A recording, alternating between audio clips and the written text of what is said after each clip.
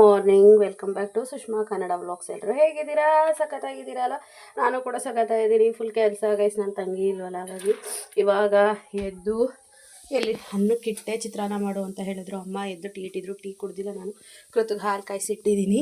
ಕೃತಮ್ಮ ಇನ್ನು ಮಲ್ಕೊಂಡಿದ್ದಾರೆ. ಆ್ಯಂಡ್ ಬೆಳಗ್ಗೆ ನಮ್ಮ ಹೊಳೆ ನೀರು ಅಂತ ನಿಮಗೆ ಗೊತ್ತು, ಹಸಿರು ಕಲರ್ ನೀರು ಬಿಡೋದು. ಹಾಗಾಗಿ ಬೆಳಗ್ಗೆ ಹೋಗಿ ಫಿಲ್ಟ್ರ್ ನೀರಿದೆ, ನಾನು ಗುಲಾಬಿಲಿ ಹೋಗಿ ನೀರು ತೊಗೊಬಂದೆ. ಫಸ್ಟ್ ಟೈಮ್ ನಾನು ಎತ್ತಕ್ಕಾಗಲ್ವೇನೋ ಅಂದ್ಕೊಂಡೆ. ನೈಟು ಹೆಸ್ರು ಕಳ್ಳೆಣ್ಣೆ ಹಾಕಿದ್ದೆ. ಇವಾಗ ಇದಕ್ಕೆ ಸ್ವಲ್ಪ ದಾಳಿಂಬೆ ಹಾಕಿ ಹಾಗೆ ಕ್ಯಾರೆಟ್ ತುರಿದು ಹಾಕೋಣ ಅಂತ ಹೇಳಿ ಮಾಡ್ತಾಯಿದ್ದೀನಿ. ಕೃತಿಗೂ ಸ್ನ್ಯಾಕ್ಸ್ ಆಗುತ್ತೆ. ಆ್ಯಂಡ್ ನಾನು ಕೂಡ ಇನ್ಮೇಲಿಂದ ಹೆಲ್ದಿ ಫುಡ್ ತೊಗೊಳ್ಳೋಣ ಅನ್ಕೋತಾ ಇದ್ದೀನಿ. ಇವತ್ತಿಂದ ನಿಜವಾಗ್ಲೂ ಡಯಟ್ ಸ್ಟಾರ್ಟ್ ಆಗಿದೆ. ಅಂದರೆ ತಕ್ಕ ಮಟ್ಟಿಗೆ ಬೇರೆಯವ್ರ ಥರ ಆ ಥರ ಫುಡ್ ಈ ಥರ ಫುಡ್ ತಿನ್ನೋಕ್ಕಾಗಲ್ಲ. ನಮ್ಮ ಮನೇಲಿ ಇರೋ ಥರ ಫುಡ್ಡೇ ಸ್ವಲ್ಪ ಮ್ಯಾನೇಜ್ ಮಾಡೋಣ ಅಂತ ಹೇಳಿ ಬೆಳಗ್ಗೆಯಿಂದ ನಾನು ಟೀ ಕುಡ್ದಿಲ್ಲ. ಬನ್ನಿ ಇವಾಗ ಇದು ಕೆಲಸ ಮುಗಿಸ್ಕೊಬಿಡೋಣ ಬೇಗ ಥರ ಕುಡಿಯೋಣ ಅಂತೇಳಿ ಸಾಂಬಾರು ಸೊಪ್ಪು 2 ಪೀಸ್ ಚಕ್ಕೆ ಸ್ವಲ್ಪ ಶುಂಠಿ ಹಾಕಿ ಕಾಯಿಸ್ಕೊತಾ ಇದ್ದೀನಿ. ಅದು ಮಳ್ತಾ ಇದೆ. ಇಲ್ಲಿ ನಾನು ಚಿತ್ರಾನ್ನಕ್ಕೆ ಎಲ್ಲ ರೆಡಿ ಮಾಡ್ಕೊತಾ ಇದ್ದೀನಿ. ಕೃತಿಗೂ ಸ್ನ್ಯಾಕ್ಸ್ ರೆಡಿ ಮಾಡಿದೆ. Water bottle ತುಂಬಿಟ್ಟಿದ್ದೀನಿ.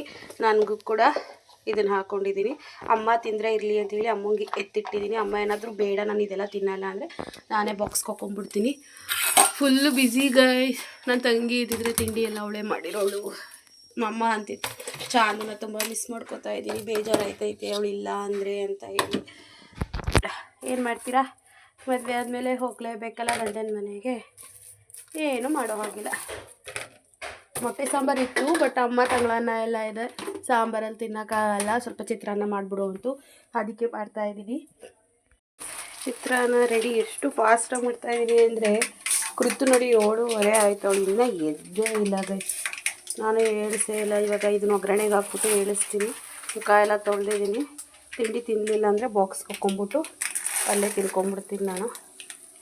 ನೀನು ಕೃತನ ಅಮ್ಮ ರೆಡಿ ಮಾಡ್ತಾರೆ. ನಾನು ಕೇಳಿದೆ ನಿಮ್ಮ ಬೆಸ್ಟ್ ಫ್ರೆಂಡ್ ಹೆಸ್ರುಗಳನ್ನ ಕಮೆಂಟ್ ಮಾಡಿ ಅಂತ. ಇಬ್ಬರು ಮಾಡಿದ್ದಾರೆ. ಒಬ್ಬರು ಸುಷ್ಮಾ ಅಂತ ಹೇಳಿ, ಇನ್ನೊಬ್ಬರು ಶಾಲಿನಿ ಅಂತ ಹೇಳಿ. ಏನೋ ಇನ್ನು ಯಾರು ನಿಮ್ಮ ಬೆಸ್ಟ್ ಫ್ರೆಂಡ್ ಹೆಸ್ರನ್ನ ಹಾಕೇ ಇಲ್ಲ. ಯಾಕೆ ಅಂತ ಗೊತ್ತಿಲ್ಲ. ಇದಾಗಿದೆ, ಇದನ್ನು ಆಫ್ ಮಾಡ್ತೀನಿ ಇವಾಗ. ಅದು ಸ್ವಲ್ಪ ಆರಿದ ಮೇಲೆ ಕುಡಿಯೋಣ. ನಾನು ಚಿತ್ರಾನ್ನಕ್ಕೆ ನನಗೆ ಬೆಳ್ಳುಳ್ಳಿ ಅಂದರೆ ಫ್ರೈ ಮಾಡಿದ ಬೆಳ್ಳುಳ್ಳಿ ತುಂಬ ಟೇಸ್ಟ್ ಇರುತ್ತೆ. ಉಪ್ಪಿಟ್ಟು ಚಿತ್ರಾನ್ನಕ್ಕೆ ಹಾಕ್ತೀನಿ, ಬಟ್ ನಮ್ಮ ಅಮ್ಮಂಗೆ ಇಷ್ಟ ಆಗಲ್ಲ. ಅಷ್ಟೇ ಉಪ್ಪಿಟ್ಟಿಗೆ ಹಾಕಿದಾಗ ನಮ್ಮಮ್ಮ ಬೈತಾ ಇತ್ತು. ಕಡಲೆ ಬೀಜ ಇದ್ದಿದ್ರೆ ಚೆನ್ನಾಗಿರೋದು. ಕಡಲೆ ಬೀಜ ಎಲ್ಲ ಖಾಲಿ ಆಗಿಬಿಟ್ಟಿದೆ. ಚಿತ್ರಾನ್ನ ರೆಡಿ ಆಯಿತು. ಕೃತಜ್ಞ ಇನ್ನೂ ಎದ್ದಿಲ್ಲ. ನಮ್ಮಮ್ಮ ಏಳ್ಸು ಅಂತ. ಚಿನ್ನು, ಕೃತಜ್ಞ ಪಾಪು ಹೂವು ಅರಕೆ ಹೊಡಿತಾವಳೆ ಗೈಸ್. ಚಿನ್ನು ಕಾನ್ವೆಂಟ್ಗೆ ಲೇಟ್ ಆಗಲಿಲ್ವಾ? ವ್ಯಾನ್ ಬರ್ತದೆ. ಮುದ್ದು ಮಾಮಿ ಮಾಡು, ಬಲ್ದ ಕಡೆ ಕೇಳು. ಮುದ್ದು ಲಾಲು ಹಾಲು ತಂದಿದ್ದೀನಿ ಹೇಳವ. ನೋಗ ಅಜ್ಜಿ ಬಸ್ ಹೋಯ್ತದೆ, ಚಿನ್ನಮ್ಮನ ಯಾರು ಕರ್ಕೊಂಡು ಹೋಯ್ತಾರೆ ಅಂತ. 8 ಗಂಟೆ ಆಯಿತು, ಬೇಗ. ನಾನು ಇವಾಗ ಹೊರಟು ಡ್ಯೂಟಿಗೆ. ಚಿನ್ನು ರೆಡಿಯಾಗಿದ್ದೀನಿ. ಹಾಲು ಕುಡಿ ಹೇಳು. 5 ನಿಮಿಷ ಆದಮೇಲೆ ನೀನೇ ಹೇಳ್ತೀಯಾ? ಹಾಂ ಆಯಿತು ಅಳ್ಬೇಡ, 5 ನಿಮಿಷ ಆದಮೇಲೆ ನೀನೇ ಹೇಳ್ತೀಯಾ? ಇಲ್ಲ, ಹಾಲು ಇಟ್ಟಿದ್ದೀನಿ. ನೀವು ನೋಡಿಲಿ, ಹಾಲಿಲ್ಲಿ ಇಟ್ಟಿದ್ದೀನಿ. ತೊಗೊಂಡು ಕುಡಿದ್ಬಿಟ್ಟು ಮಾಮಿ ಮಾಡ್ಬಿಟ್ಪ.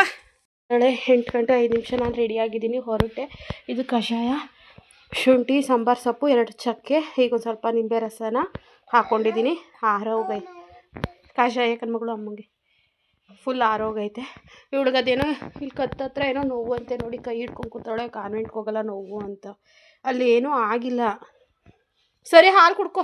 ಈಗ ಇದನ್ನು ಕುಡಿಯೋಣ ಬನ್ನಿ.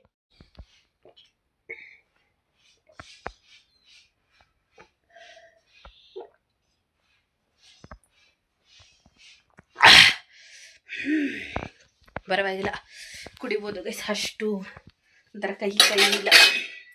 ಓಕೆ, ನಾನು ನಿಮಗೆ ಆಮೇಲೆ ಸಿಗ್ತೀನಿ. ಬನ್ನಿ ಇವಾಗ ಹೊರಟೋಣ.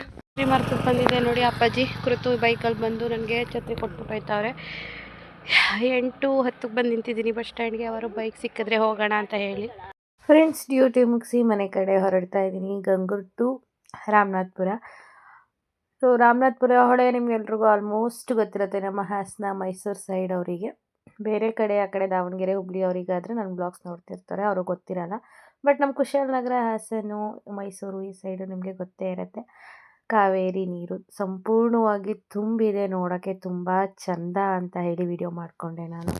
ಇವಾಗ ಏನೋ ಬಂದದೆ ಹಾಳು ಮುಳು ತಿನ್ಕೊಂಡು ಅವ ಏನೇನೋ ಮಿಕ್ಸ್ ಮಡಗಿದ್ಯಲ್ಲ ಅವಳು ತಿಂದವಳ ತಿನ್ಕೊ ನೀನೇ ತಿನ್ನಿವು ಎಲ್ಲ ಹೆಚ್ಚಾಗದೆ ನಿಮ್ಗೆ. ಅಮ್ಮ ಅದು ತಿನ್ನಕ್ಕೆ ಮಾಡಿಟ್ಟಿರೋದೇ ತಿನ್ಲಿ ಅಂತ ಅವಳಿಗೆ ಸ್ನ್ಯಾಕ್ಸ್ಗೆ ಅಂತ ಸ್ಕೂಲ್ಗೆ ಹಾಕ್ತೇವೆ. ಇವಳು ಹೋಗಲ್ಲ ಕತ್ ನೋವು ಅಂದ್ಲಲ್ಲ ಬೆಳಿಗ್ಗೆ. ಎಷ್ಟು ಏನಂತೆ ಯಾವ ಫೋನು ನಂಗೆ ಹೊಟ್ಟೆ ಯಾಕೆ ತಂಗೆ ನಾನು ಫ್ರೆಶ್ ಅಪ್ ಆಗಿ ಡ್ರೆಸ್ ಚೇಂಜ್ ಮಾಡಿ ನಮ್ಮಮ್ಮ ನೋಡಿದ್ರೆ ಸಂಡೆ ನಾವು ಚಿಕನ್ ಮಾಡಿರಲಿಲ್ಲ. ನಮ್ಮ ಡ್ಯಾಡಿ ಚಿಕನ್ ತಂದಿದ್ರಂತೆ, ಚಿಕನ್ ಮಾಡೈತೆ. ಮನೆ ಒಳಗಡೆ ಬರ್ತಿದ್ದಂಗೆ ಒಂಥರ ನಾನು ಚಿಕನ್ ತೋರಿಸಲ್ಲ ಯಾಕಂದರೆ ನೀವು ಬೈತೀರ ವೆಜ್ ತಿನ್ನೋರು ಇರ್ತಾರೆ ಅಂತ. ಹಾಗಾಗಿ ಗಮ್ ಅಂತ ಐತೆ. ಗೊತ್ತಾಯ್ತು ನಂಗೆ ಚಿಕನು ಅಂತ, ಹಂಗೂ ಕನ್ಫರ್ಮ್ ಮಾಡ್ಕೋಬೇಕಲ್ಲ. ಕೇಳಿದ್ದಕ್ಕೆ ಮಮ್ಮಿ ಚಿಕನ್ ಸಾಂಬಾರಂತೂ. ತಲೆನೋವು ಸಲ ನಿಂತಿದ್ದಲ್ಲ ಗಂಗೂರು ಬಸ್ ಸ್ಟಾಪಲ್ಲಿ ಎಲ್ಲ ಮೆಡಿಕಲ್ ಐತೆ, ಅಲ್ಲೇ ತಲೆನೋವು ಮಾತ್ರೆ ತೊಗೊಂಡು ಕುಡಿದ್ಮೇಲೆ ಸ್ವಲ್ಪ ಕಡಿಮೆ ಆಯಿತು ನನಗೆ. ಏನವ ಏನ ಸಾರಿ ಕಣವ ಮರ್ತ್ಕೊಬಿಟ್ಟೆ. ನಾನು ಐಸ್ಕೋಬಿಂದ ಮಸಾಜ್ ಮಾಡ್ಕೊಂಡಿಲ್ಲ, ಫೇಸು ಮಾಡ್ಕೋಬೇಕು. ಸ್ವಲ್ಪ ಪಿಂಪಲ್ಸ್ ಕಡಿಮೆ ಆಯಿತು, ಬಟ್ ಮಾರ್ಕ್ಸ್ ಆಗೇ ಇದೆ. ಅವು ನಿಧಾನಕ್ಕೆ ಹೋಗುತ್ತೆ ಬಿಡಿ, ಅದ್ರ ಬಗ್ಗೆ ನಾನು ಜಾಸ್ತಿ ತಲೆ ಕೆಡಿಸ್ಕೊಡಲ್ಲ. ಅಲ್ಲಿ ಗಂಗೂರು ಬಸ್ ಸ್ಟಾಪ್ ಹತ್ರನೇ ಒಂದು ಮೆಡಿಕಲ್ ಇದೆ, ಅಲ್ಲೊಂದು ಸ್ವಲ್ಪ ಟ್ಯಾಬ್ಲೆಟ್ ಕುಡಿದೆ. ಇವಾಗ ಊಟ ಮಾಡಿದ್ನಲ್ವಾ, ತಲೆನೋವು ಫುಲ್ ಕಡಿಮೆ ಆಯಿತು. ಅಮ್ಮ ಟೀ ಇಡು ಅಂತ ಹೇಳ್ತು, ಟೀ ಇಟ್ಟಿದ್ದೀನಿ. ನಾನು ಕುಡಿಯಲ್ಲ, ನಾನು ಬೆಳಗ್ಗೆ ಟೀ ಕುಡಿಯೋಲ್ಲ, ಈಗಲೂ ಟೀ ಕುಡಿಯೋಲ್ಲ. ಕುಡಿಬೇಕು ಅಂತ ತುಂಬ ಅನ್ನಿಸ್ತಾ ಐತೆ, ಬಟ್ ಕುಡಿಯೋಲ್ಲ. ಆಮೇಲಿಂದ ಈಗ ಒಂದು 10 ನಿಮಿಷ ಬಿಟ್ಕೊಂಡು ಬಿಸಿನೀರಿಗೆ ಸ್ವಲ್ಪ ನಿಂಬೆಹಣ್ಣು ರಸ ಹಾಕ್ಕೊಂಡು ಆದರೂ ಕುಡಿತೀನಿ. ಅಥವಾ ಇಲ್ಲಾಂದರೆ ಬೆಳಗ್ಗೆ ಕಷಾಯ ಮಾಡ್ಕೊಂಡಿದ್ದೆನಲ್ಲ ಸೇಮ್ ಆ್ಯಸ್ ಯೂಶ್ವಲ್, ಸಾಂಬಾರು ಸೊಪ್ಪು, ಚಕ್ಕೆ, ಸ್ವಲ್ಪ ಶುಂಠಿ ಹಾಕ್ಕೊಂಡು ಅದನ್ನಾದರೂ ಮಾಡ್ಕೊಂಡು ಕುಡಿತೀನಿ. ಒಟ್ಟಿಗೆ ಮಲ್ಕೊಳ್ಳೋ ಅಷ್ಟರಲ್ಲಿ ಕಷಾಯ ಒಂದು ಲೋಟ ಕುಡಿತೀನಿ. ಇವಾಗ ಅಪ್ಪಾಜಿ ಏನೋ ತೊಗೊಂಡು ಗದ್ದೆ ಹತ್ರನೋ ಏನೋ ಹೋಗ್ತಾಯಿದ್ದೆ, ಟೀ ಕುಡಿದ್ಬಿಟ್ಟು ಹೋಗ್ತಾರೆ. ಹಂಗೆ ಹೋಯ್ತಾಯ್ತಾ. ಅಪ್ಪಾಜಿ ಟೀ ಇಟ್ಟಿದ್ದೀನಿ, ಅಪ್ಪಾಜಿ ಟೀ ಇಟ್ಟಿದ್ದೀನಿ. ಸುಮ್ಮನೆ ಹೋಯ್ತು ಅದೇ ಕುಟ್ಲ ತಗೊಂಡು. ಫ್ರೆಂಡ್ಸ್, ನಮ್ಮ ಪಕ್ಕದ ಮನೆ ಹುಡುಗ ಶಶಿದು ಬರ್ಡೇ ಇತ್ತು. ಅವ್ನು ಬಂದು ಕರೆದ್ಬಿಟ್ಟು ಹೋಗಿದ್ದ. ಕೃತು ಹೋಗಿ ಕೇಕ್ ಇಸ್ಕೊಬಂದು. ಅಮ್ಮನೇ ನಂಗೆ ತಲೆನೋವು ಅಂತ ಹೇಳಿದ್ನಲ್ವ, ಹಾಗಾಗಿ ಪಾಪ ಅಮ್ಮನೇ ಎಲ್ಲ ಮುದ್ದೆ ಮಾಡ್ಕೊಂಡು ಊಟ ಮಾಡ್ತಾಯಿದ್ದೆ. ನಾನು ಊಟ ಮಾಡು ಅಂತು, ಆಮೇಲೆ ಊಟ ಮಾಡ್ತೀನಿ ನೀನು ಮಾಡು ಅಂದೆ. ನನ್ನ ಮುಖ ನೋಡಿದ್ರೆ ನಿಮ್ಗೆ ಏನು ಅನ್ನಿಸ್ತಾ ಇದೆ? ಪಕ್ಕ ಮಲಗಿದೆ ಅಂತ ಅನ್ಸುತ್ತೆ ಅಲ್ವಾ? 100% ಮಲಗಿದೆ. ಇದು ಮುಕ್ಕಲ್ಲಿ ಏನೋ ಮಲ್ಕೊಂಡವಳು. ಈಗ ಜಸ್ಟ್ 7 ಕಾಲಿಗೆದ್ದೆ. ಹಾಲು ಕಾಯಿಸ್ತಾ ಇದ್ದೀನಿ ಇರೇ. ಕೃತು ಅದೇ ನಮ್ಮ ಪಕ್ಕದ ಮನೆ ಹುಡುಗ ಶಶಾಕನ ಬರ್ತಡೇ ಇದೆ ಅಂತ ಹೋಗಿ ಬಂದು ಕೇಕ್ ತಿಂದು. ಅಮ್ಮ ನಮ್ಗೆ ಬತ್ತಿದಂಗೆ ಹೇಳಿದೆ ತಲೆನೋವು ಅಂತ, ಅದಕ್ಕೆ ನಾನು ಎಬ್ಬಿಸ್ಲೇ ಇಲ್ಲ. ಅನ್ನ ಮಾಡಿ ಚಿಕನ್ ಎಲ್ಲ ಬೇಯಿಸಿಟ್ಟು ತಾನೇ ಮುದ್ದೆ ಮಾಡ್ಕೊಂಡು ಊಟ ಮಾಡ್ತಾಯಿದ್ದೆ. ಇವಾಗ ಕೃತಿಗೆ ಹಾಲು ಕಾಯಿಸ್ತಾ ಇದ್ದೀನಿ. ಅವಳಿಗೆ ಹಾಲು ಕೊಟ್ಬಿಟ್ಟು ನಾನು ಸ್ವಲ್ಪ ಲೈಟಾಗಿ ಈಗ ಊಟ ಮಾಡಿಬಿಟ್ಟು ಮಲ್ಕೋತೀನಿ. ಆ್ಯಂಡ್ ಇವತ್ತೊಂದು ಇನ್ಸಿಡೆಂಟ್ ಆಯಿತು ಗೈಸ್. ನಾನು ಬಸ್ ಸ್ಟಾಪಿಗೆ ಬರ್ತಾ ಇದ್ದೆ. ಡ್ಯೂಟಿ ಮುಗಿಸ್ಕೊಂಡು ಬರಬೇಕಾದ್ರೆ ಒಬ್ಬರು ಕರೆದ್ರು, ಬಾರವ ಇರಿ ಅಂತ. ಏನು ಹೇಳಿ ಅಂದರೆ ಬಾಬಾ ಅಂದರು. ಇಲ್ಲ ನಂಗೆ ಬಸ್ ಮಿಸ್ ಆಗುತ್ತೆ, ಏನು ಹೇಳಿ ಅಂದ್ಬಿಟ್ಟು ನಾನು ರೋಡಿಂದ ಡ್ರೈನೇಜ್ ಇರುತ್ತಲ್ಲ ಅಲ್ಲಿ ತನಕ ಹೋದೆ. ಅವ್ರ ಮನೆ ಹತ್ರ ಹೋಗಲಿಲ್ಲ, ಬಿಕಾಸ್ ನಂಗೆ ಬಸ್ ಮಿಸ್ ಆದರೆ ಆಮೇಲೆ ನನಗೆ ಎಲ್ಲ ಕಡೆ ಬಸ್ ಮಿಸ್ ಆಗುತ್ತೆ ಅಂತ ಹೇಳಿ ಕರೆದ್ರು. ಏನು ಅಂದರೆ ಅದೇ ಪ್ರೆಗ್ನೆನ್ಸಿ ವಿಚಾರವಾಗಿ, ಅದೇ ಇದು ರೇಷನ್ ವಿಚಾರವಾಗಿ ಹೆಂಗೆ ಏನು ಅಂತೆಲ್ಲ ಕೇಳಿದ್ರು. ಫಸ್ಟ್ ಈ ಕಡೆ ಎಲ್ಲ ಮಾಡಿಸಿ ಅದಾದ್ಮೇಲೆ ನಾನು ಇದು ಮಾಡಿಕೊಡ್ತೀನಿ ಅಂತ ಎಲ್ಲ ಹೇಳಿದೆ. ಅವ್ರಿಗೆ ಏನೋ ಡೌಟ್ಸು. ನಾನು ಓಕೆ ಫಸ್ಟ್ ಅದನ್ನು ಮಾಡಿಸಿ ಆಮೇಲಿಂದ ನಾನು ಇದು ಮಾಡ್ಕೊಡ್ತೀನಿ ಅಂತ ಹೇಳಿ ಬರ್ತಾಯಿದ್ದೆ.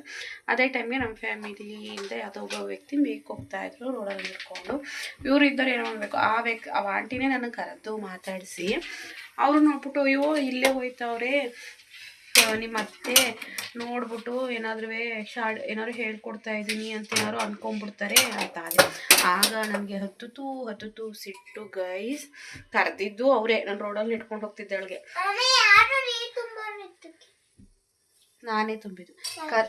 ನಿನಗೆ ಕಾನ್ವೆಂಟ್ಗೆ ಹೋಗ್ಲಿ ಅಂತ ನೀನು ಹೋಗಲ್ಲ ಅಂದಲ್ಲ, ಕರೆದಿದ್ದು ಅವರೇ. ಆಮೇಲೆ ನಂಗೆ ಅಂತಿರೋ ನನಗೆ ಅಷ್ಟು ಸಿಟ್ಟು ಬಂದ್ಬಿಡ್ತು. ಅದಕ್ಕೆ ಅಷ್ಟು ಹೆದರ್ಕೊಳ್ಳೋರು ನನ್ನನ್ನೇನು ಕರೆದ್ರಿ ಅಂತ ಅಂದೆ. ಬೇರೆ ನೋಡಿ ಹೆಂಗೆ ಥಿಂಕ್ ಮಾಡ್ತಾರೆ ಜನಗಳು ಅಂದರೆ, ನಾನು ಹೋಗ್ತಿದ್ದವಳಿಗೆ ರೋಡಲ್ಲಿ ಕರೆದವರು ಅವರೇ ಆಯಿತಾ. ನಮ್ಮ ಅತ್ತೆ ಬತ್ತಿದ್ರು ಅಂದ್ಬಿಟ್ಟು ರೋಡಲ್ಲಿ ಅಯ್ಯೋ ನಾನು ಚಾಡಿ ಹೇಳ್ಕೊಡ್ತಾ ಇದ್ದೀನಿ ಅಂತ ಅನ್ಗಿನ್ಕೊಬಿಟ್ಟರು ಕಣವ ಆಮೇಲೆ ಅಂತಾರೆ. ಅಷ್ಟು ಭಯ ಪಡೋರು, ಅಷ್ಟು ಹೆದರ್ಕೊಳ್ಳೋರು ನನ್ನನ್ನು ಏನಕ್ಕೆ ಮಾತಾಡ್ಸಿದ್ರಿ ಅಂತ ಕೇಳಿದೆ. ನನ್ನ ಪಾಡೆ ನಾನು ಹೋಗ್ತಿದ್ದವಳನ್ನ ಕರೆದು ಮಾತಾಡಿಸಿ ಆಮೇಲಿಂದ ನನಗೆ ಆ ಥರ ಅಂದರೆ ನನಗೆ ಹೆಂಗಾಗುತ್ತೆ ಹೇಳಿ?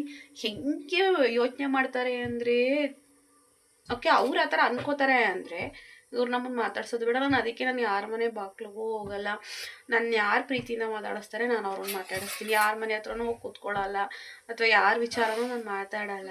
ಯಾಕಂದರೆ ಹಳ್ಳಿ ಇರೋದ್ರಿಂದ ಈ ಥರ ಎಲ್ಲ ಕಾನ್ವರ್ಸೇಷನ್ ಆಗುತ್ತೆ ಅಂತೇಳಿ ನಾನು ನಂದೆಷ್ಟು, ನನ್ನ ಕೆಲಸ ಎಷ್ಟು, ನನ್ನ ಲೈಫ್ ಎಷ್ಟು ಅಷ್ಟೇ ನಾನು ನೋಡ್ಕೊಂಡಿದ್ದೀನಿ. ಬಟ್ ಇವತ್ತು ಆ ಥರ ಆಗಿದ್ದು ನನಗೆ ತುಂಬ ಒಂಥರ ಚಿಕ್ಕ ವಿಚಾರ, ಬಟ್ ಏನೋ ಒಂಥರ ಬೇಜಾರಾಗೋಯ್ತು. ಯಾಕೆ ಈ ಥರ ಯೋಚನೆ ಮಾಡ್ತಾರೆ ಜನಗಳು ಅಂತ ಇವಾಗ ಅಮ್ಮಂಗೆ ಗ್ರಹಿಸ್ಬೇಕಂತೆ. ನೀನು ತಿನ್ನಲ್ಲ ಅಂತ ತಾನೆ. ಕೃತುಗೆ ಹಾಲು ಕಾಯಿಸಿ ಕೃತುಗೆ ಹಾಲನ್ನು ಹಾಕ್ಕೊಟ್ಟೆ. ಅವಳು ಊಟ ಮಾಡಿದ್ಲು. ನಾನು ಸ್ವಲ್ಪ ರೈಸು ಮತ್ತು ಚಿಕನ್ ತಿಂದೆ. ಕೃತು ಮಧ್ಯಾಹ್ನ ಮಲಗಿಲ್ವಂತೆ, ಫುಲ್ಲು ಕುಂದವಳೆ. ಅದಕ್ಕೆ ಬೇಗ ಮಲ್ಕೋತಾ ಇದ್ಲು. ಅವಳನ್ನ ಮಲಗಿಸ್ಬೇಕು. ಅವಳು ಪ್ರತಿದಿನ ಇದೇ ರೀತಿ ಮಲ್ಕೊಳ್ಳೋದು. ಅವಳನ್ನ ಮಲಗಿಸಿ ನಂದೊಂದು ಸ್ವಲ್ಪ ರೋಟೀನ್ ಇತ್ತಲ್ವ, ಅದನ್ನು ಇವತ್ತಿಂದ ನಾನು ಹೊಸದಾಗಿ ಎಲ್ಲ ರೋಟೀನ್ನ ಸ್ಟಾರ್ಟ್ ಮಾಡಿದ್ದೀನಿ. ನೀವು ಇನ್ಮೇಲಿಂದ ನನ್ನ ವ್ಲಾಗಲ್ಲಿ ನೋಡ್ಬೋದು ನಾನು ಹೇಗೆಲ್ಲ ನನ್ನ ರೂಟೀನ್ ಚೇಂಜ್ ಆಗುತ್ತೆ ಇನ್ಮೇಲಿಂದ ಅಂತ ಹೇಳಿ. ಆಲ್ಮೋಸ್ಟ್ 9:15 9:20 ಆಗಿತ್ತು. ಅವಳನ್ನು ಮಲಗಿಸಿ ಸ್ವಲ್ಪ ಹೊತ್ತು ಫೋನ್ ನೋಡಿ ಅವಳು ಆವಾಗಲೇ ಮಲ್ಕೊಂಡು ಒಂದು 8:30 ಹಾಗೆ. ಬಟ್ ನಾನು ಫೋನ್ ನೋಡ್ತಾ ಮಲಗಿದ್ದೆ. ಅದಾದಮೇಲೆ ಬಂದೆ ಬ್ರಷ್ ಮಾಡೋಣ ಅಂತ ಹೇಳಿ. ನಾನು ಆಲ್ಮೋಸ್ಟ್ ಒಂದೊಂದು ಸಲ ಒಂದು ದಿನಕ್ಕೆ 2 ಟೈಮ್ಸ್ ಬ್ರಷ್ ಮಾಡ್ತೀನಿ. ಏನಕ್ಕೆ ಅಂತ ಹೇಳಿದ್ರೆ ನನಗೊಂದು ಸ್ವಲ್ಪ ಹಲ್ಲು ಉಬ್ಬ ಥರ ಇದೆ. ನಾನು ಏನಾದರೂ ತಿಂದರೆ ಅಲ್ಲೇ ಬಂದು ಕುತ್ಕೊಂಡ್ಬಿಡುತ್ತೆ, ಎಲ್ಲೋ ಥರ ಕಾಣಿಸುತ್ತೆ. ಅಂದರೆ ಜಾಸ್ತಿ ಟೀ ಕುಡಿತಾ ಇದ್ನಲ್ವ, ಟೀ ಕುಡಿದು ಒಂಥರ ಎಲ್ಲೋ ಥರ ಕಾಣೋದು. ಬಟ್ ಡೈಲಿ ರೆಗ್ಯುಲರಾಗಿ 2 ಟೈಮ್ ನಾನು ಬ್ರಷ್ ಮಾಡ್ತಾ ಇರಲಿಲ್ಲ. ಬಟ್ ಅವಾಗವಾಗ ನಂಗೆ ಮಾಡಬೇಕು ಅಂತ ಅಥವಾ ಏನಾದರೂ ಅನ್ಕಂಫರ್ಟಬಲ್ ಫೀಲ್ ಆದಾಗ ಬ್ರಷ್ ಮಾಡಿದೆ. ಬಟ್ ಇವತ್ತಿನಿಂದ ನಾನು ಡಯಟ್ ಎಲ್ಲ ಸ್ಟಾರ್ಟ್ ಮಾಡಿದ್ದೀನಲ್ವ, ಹಾಗೆ ನಾನು ಚಿಕ್ಕದಾಗಿ ನನ್ನ ಲೈಫ್ ರೂಟೀನ್ ಅಥವಾ ಲೈಫ್ ಸ್ಟೈಲ್ನ ಚೇಂಜ್ ಮಾಡ್ಕೊಳ್ಳೋಣ ಅಂತ ಹೇಳಿ ಎಲ್ಲವನ್ನು ಸ್ಟಾರ್ಟ್ ಮಾಡ್ತಾಯಿದ್ದೀನಿ. ಯಾರೂ ಆಡ್ಕೊಬೇಡಿ, ಇದೆಲ್ಲ ಎಷ್ಟು ದಿನ ಮಾಡ್ತೀರಾ ಅಂತ. ನನಗೆ ಇದನ್ನೇ ಕಂಟಿನ್ಯೂ ಆಗಿ ಮಾಡೋವಂಥ ಮನಸ್ಥಿತಿನ ಇದ್ದರೆ ಖಂಡಿತವಾಗ್ಲೂ ನಾನು ಡೈಲಿ ಇದೇ ರೀತಿ ಇರ್ತೀನಿ.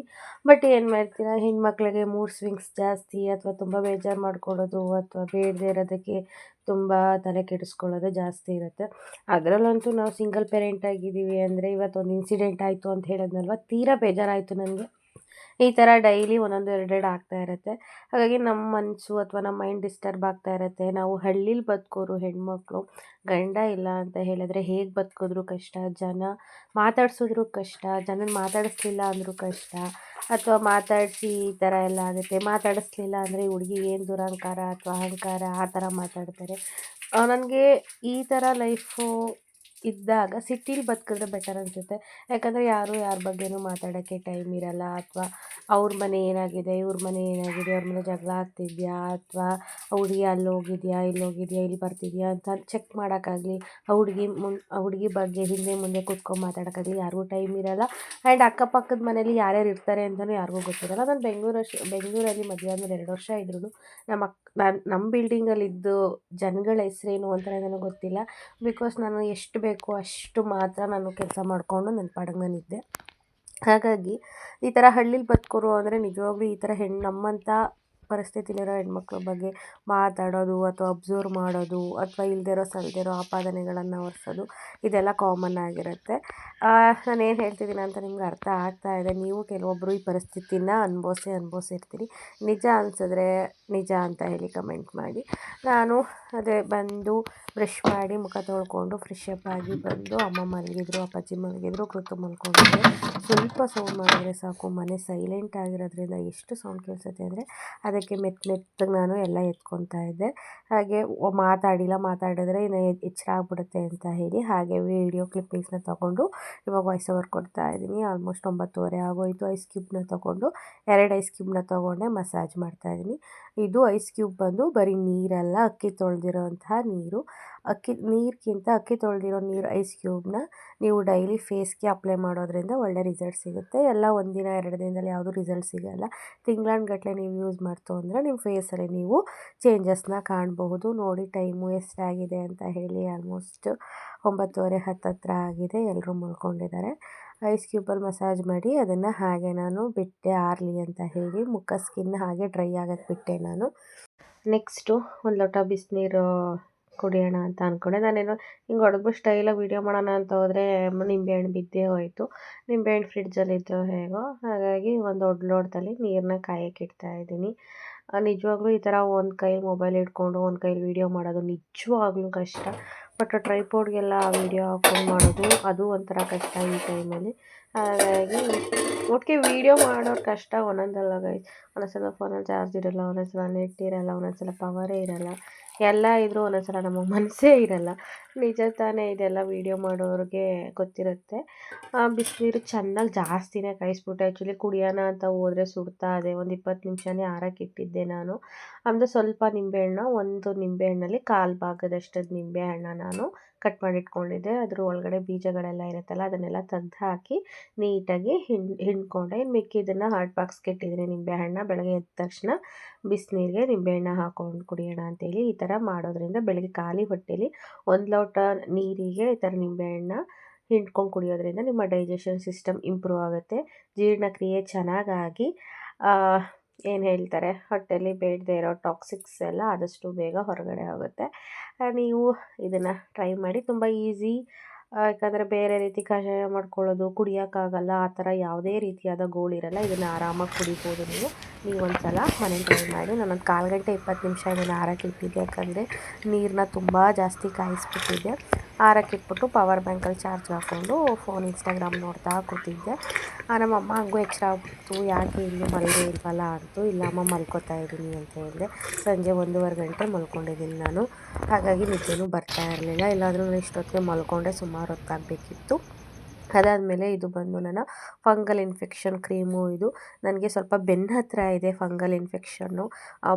ಡ್ರೆಸ್ ಹಾಕ್ಕೊಂಡ್ರೆ ಕಾಣಲ್ಲ, ಕವರ್ ಆಗುತ್ತೆ. ಬಟ್ ಬ್ಲೌಸ್ ಹಾಕ್ಕೊಂಡ್ರೆ ಬ್ಲೌಸು ಡೀಪ್ ಇರುತ್ತಲ್ಲ, ಅಲ್ಲಿ ಕಾಣಿಸುತ್ತೆ. ಅಲ್ಲಿಗೆ ಹಚ್ಕೋತಾ ಇದ್ದೆ. ಪ್ರತಿದಿನ ನೈಟ್ ಹಚ್ಕೋತೀನಿ, ಅಥವಾ ನೈಟ್ ಹಚ್ಕೊಳ್ಳಿಲ್ಲ ಅಂದರೆ ಬೆಳಗ್ಗೆ ಹಚ್ಕೊತೀನಿ. ಇದು ನನ್ನ ಮುಖ ಫುಲ್ಲು ಇದಾಗೋಗಿತ್ತಲ್ಲ ನೋಡಿ, ಏನೋ ಒಂಥರ ಗುಳ್ಳೆಗಳ ಥರ ಆಗಿ ಬ್ಲ್ಯಾಕ್ ಮಾರ್ಕ್ಸ್ ಆಗಿತ್ತಲ್ಲ, ಆವಾಗ ಡಾಕ್ಟ್ರು ಕೊಟ್ಟಿದ್ದು ಇದು. ಇದನ್ನು ನಾನು ರೆಗ್ಯುಲರಾಗಿ ಹಚ್ಕೋತಾ ಇರಲಿಲ್ಲ, ನೆನಪಾದಾಗ ಒಂದೊಂದು ದಿನ ಸ್ಕಿನ್ಗೆ ಹಚ್ಕೋತಾ ಇದ್ದೆ. ಬಟ್ ಇವಾಗ ಹೇಳಿದ್ನಲ್ಲ, ನಾನು ಡೈಲಿ ರೊಟೀನ ಚೇಂಜ್ ಮಾಡ್ಕೋಬೇಕು ಅಂದ್ಕೊಂಡಿದ್ದೀನಿ ಅಂತ ಹೇಳಿ. ಹಾಗಾಗಿ ಅದೆಲ್ಲ ಡ್ರೈ ಆಗಿತ್ತು, ಐಸ್ ಕ್ಯೂಬಲ್ಲಿ ಮಸಾಜ್ ಮಾಡಿದ್ದು. ಹಾಗಾಗಿ ಈ ಕ್ರೀಮು ತುಂಬ ಒಳ್ಳೆ ರಿಸಲ್ಟ್ ಕೊಟ್ಟಿದೆ. ನನ್ನ ಮುಖದಲ್ಲಿ ಇದ್ದಿದ್ದು ಮಾರ್ಕ್ಸ್ ಎಲ್ಲ ಫುಲ್ ಕಡಿಮೆ ಮಾಡ್ತು. ಇವಾಗ ಪಿಂಪಲ್ ಮಾರ್ಕ್ಸ್ ಇದೆಯಲ್ವಾ, ಅದನ್ನು ಕಡಿಮೆ ಮಾಡೋಕ್ಕೆ ಹೆಲ್ಪ್ ಮಾಡುತ್ತೆ. ಬಟ್ ರೆಗ್ಯುಲರಾಗಿ ಯೂಸ್ ಮಾಡಬೇಕು. ಹಾಗಾಗಿ ಇದನ್ನು ಕ್ರೀಮ್ನ ಸ್ವಲ್ಪ ಮಸಾಜ್ ಮಾಡ್ತಾ ಇದ್ದೀನಿ. ನಾವು ಯಾವುದೇ ಕ್ರೀಮ್ನ ಮಾಯ್ಶ್ಚರೈಸರ್ನ ಹಾಕಿಬಿಟ್ಟು ಬಿಡಬಾರ್ದು. ಒಂದು 2 ನಿಮಿಷ ಈ ಥರ ಮಸಾಜ್ ಕೊಟ್ಟರೆ ನಮ್ಮ ಸ್ಕಿನ್ಗೆ ಹೆಲ್ಪ್ ಆಗುತ್ತೆ. ಬೇಗ ಏನಿರುತ್ತೆ ಸ್ಕಿನ್ ಮಾರ್ಕ್ಸ್ ಆಗಿರ್ಬೋದು, ಅಥವಾ ಸುಕ್ ಥರ ಬರುತ್ತಲ್ಲ, ಅದನ್ನೆಲ್ಲ ಕಡಿಮೆ ಆಗುತ್ತೆ. ನೀವು ಯಾವುದೇ ಕ್ರೀಮ್ನ ಮಾಯ್ಶ್ಚರೈಸರ್ನ ಯೂಸ್ ಮಾಡಿದಾಗ ಈ ರೀತಿ ನಿಮ್ಮ ಸ್ಕಿನ್ಗೆ, ಕೆನ್ನೆಗೆ ಅಥವಾ ಹಣೆ ಈ ಥರ ಮಸಾಜ್ನ ಕೊಡೋದು ಮಾತ್ರ ಮರಿಬೇಡಿ. ನಿಮಗೆ ಗೊತ್ತು ನಾನು ಲಿಫ್ಟಿಕ್ ಹಾಕ್ತಾ ಇದೆ ಅಂತ. ಲಿಪ್ಪೆಲ್ಲ ಯಾಕೋ ಬ್ಲ್ಯಾಕ್ ಆಗಿತ್ತು, ಹಾಗಾಗಿ ಲಿಫ್ಟಿಕ್ ಹಾಕೋದನ್ನ ಬಿಟ್ಟಿದ್ದೀನಿ. ನಾನು ರೆಗ್ಯುಲರಾಗಿ ಡೈಲಿ ಯೂಸ್ಗೆ ಲಿಫ್ಟಿಕ್ ಹಾಕಿವೆ ಮಾರ್ನಿಂಗ್ ಡ್ಯೂಟಿಗೆ ಹೋಗಬೇಕಾದ್ರೆ. ಬಟ್ ಈಗ ಆಲ್ರೆಡಿ ಒಂದು 10 ಡೇಸ್ ಆಯಿತು. 10 ಡೇಸ್ ಅಲ್ಲ, 1 ವೀಕ್ ಆಯಿತು ನಾನು ಹಾಕ್ತಾಯಿಲ್ಲ. ಬರೀ ಲಿಪ್ ಬಾಮ್ ಹಾಕ್ಕೊಂಡು ಹೋಗ್ತೀನಿ. ಇದನ್ನು ತಂದಿಟ್ಕೊಂಡು ತುಂಬ ದಿನ ಆಗಿತ್ತು, ಬಟ್ ಯೂಸ್ ಮಾಡಿರಲಿಲ್ಲ. ಹಾಗಾಗಿ ಇನ್ಮೇಲಿಂದ ನೈಟು ಲಿಪ್ಗೆ ಹಾಕ್ಕೊಳ್ಳೋಣ ಇದನ್ನು ಅಂತ ಇವತ್ತಿಂದ ಯೂಸ್ ಮಾಡ್ತಾಯಿದ್ದೀನಿ. ಹಾಗೆ ಈ ವ್ಲಾಗ್ನ ಏನು ಮಾಡ್ತಾಯಿದ್ದೀನಿ. Love you all, tata bye bye, good night.